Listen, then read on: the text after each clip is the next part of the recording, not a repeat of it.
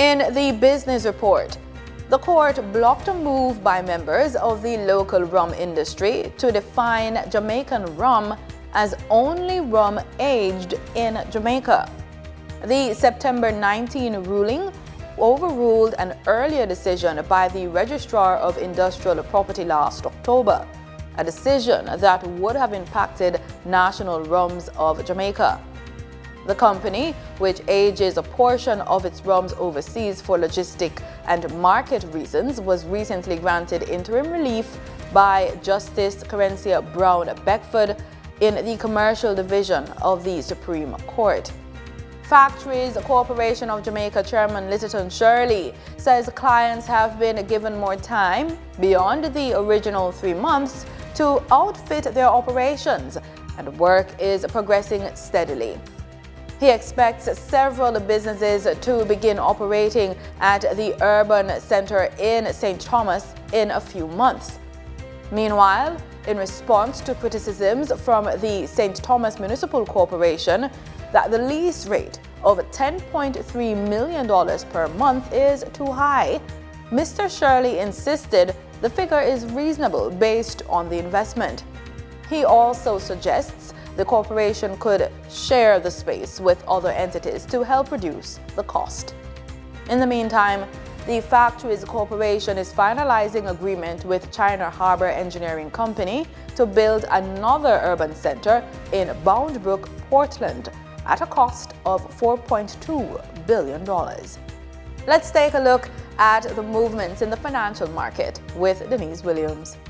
For the trading period ending September 30, 2025, these were the most actively traded stocks.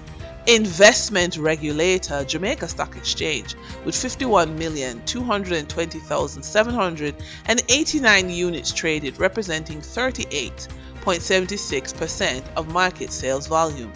Alternative energy provider Wigton Energy Limited Jamaican dollar shares 20,732,689 units traded, representing 15.69% of market sales volume. Gaming and entertainment company Supreme Ventures Limited shares of 10,478,606 units traded, representing 7.93% of market sales volume. We now shift our focus to the forex market rate set by the Bank of Jamaica. On September 30, 2025, the Bank of Jamaica reported US $48.18 million purchased and US $49.5 million sold by forex traders. Forex traders earned $1.99 per dollar, selling the US at $161.22 and buying the US at $159.23. The Canadian dollar netted forex traders $1.89 per transaction, with selling at $116.51 and buying at $114.62. The British pound yielded forex traders $6.35 in profits, with selling at $216.88 and buying at $210.53. For our credit report tip of the day, ambition is energy. It pushes you to dream big, sketch business ideas, and plan investments. But when it's time to move from vision to funding, lenders don't just measure your passion, they measure your proof. And the first proof they check is your credit report. That report is your opening handshake with the bank. It tells them if you pay on time, if you manage debt wisely, and if your money habits are strong enough to handle more capital.